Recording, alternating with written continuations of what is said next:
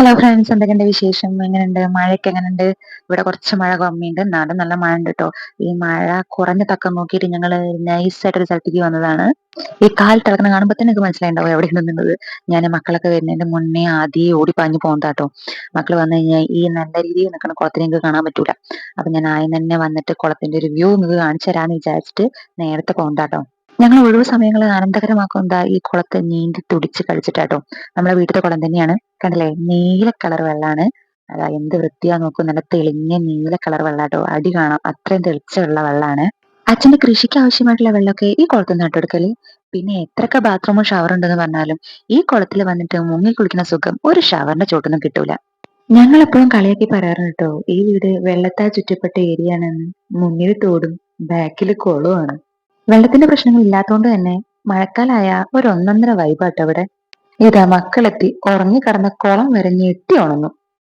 ഇനി ഒരു 1-2 മണിക്കൂർ ഇവർ കുളത്തിന് ഒരു റെസ്റ്റും കൊടുക്കൂല.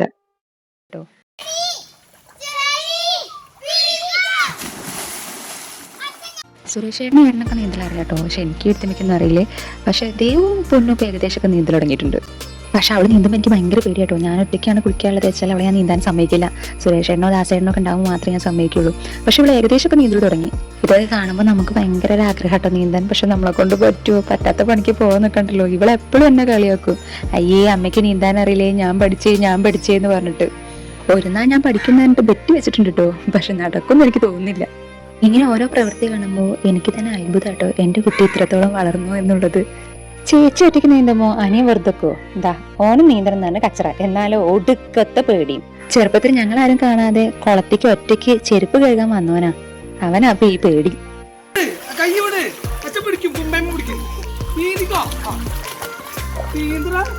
പേടി കുളത്തിൽ നീന്താൻ അത് മാത്രം പേടിക്കണോ? ഞാൻ കാണിച്ചു തരാം കണ്ണാ എന്ന് പറഞ്ഞ് അപ്പൊ ഇത് രംഗത്തെത്തിയിട്ടുണ്ട് കേട്ടോ. അവൻ പിന്നെ കയ്യും കാലൊക്കെ അടിച്ച് ഏകദേശം ഒപ്പിക്കുന്നുണ്ട്. ഞങ്ങളെല്ലാവരും സാധാരണക്കാരാട്ടോ. കുളവും പശുവും പാടവും തോടും കൃഷിയൊക്കെ ആയിട്ട് സന്തോഷമായിട്ട് ജീവിക്കുന്ന കുറച്ച് ആൾക്കാർ. പല തിരക്കിന്റെ ഇടയിലും ഇവിടെ വന്നു കുളിച്ചു പോകുമ്പോ മനസ്സിനും ശരീരത്തിനും ഒക്കെ ഒരു കുളിർമ കേട്ടോ. എന്ത് രസാലേ ഇങ്ങനെ നീന്താൻ, എനിക്ക് കൊതിയാവണം എന്ന് പറഞ്ഞതിനുള്ള ഷോ ഓഫ് ആണ് നിങ്ങൾ കണ്ടുകൊണ്ടിരിക്കുന്നത്. എന്നെ ഒന്നുകൂടി കൊതിപ്പിക്കാനുള്ള വേറെ ഷോ ഓഫ്. മലന്ന് കടന്ന് നീന്താൻ പോയിട്ട് നല്ലേക്കൊന്ന് കയ്യും കാലിട്ട് അടിച്ച് പൊന്തി കിടക്കാൻ പോലും പറ്റാത്ത എന്നോടാണോ ബാല?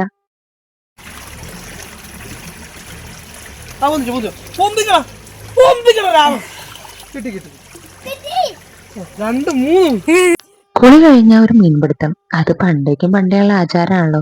അതിപ്പോ നമ്മളായിട്ട് തെറ്റിക്കണ്ട. ഇവനാണ് അത് നിർബന്ധവും. ഇതുപോലുള്ള ഒരുപാട് വിശേഷങ്ങൾ നിങ്ങളായിട്ട് ഇനിയും പങ്കുവെക്കേണ്ട. നിങ്ങളെ വീഡിയോ ഇന്നും മറക്കാതെ കാണണേ, സപ്പോർട്ട് ചെയ്യണേ. അടുത്ത വീഡിയോ തന്നെ, ബൈ.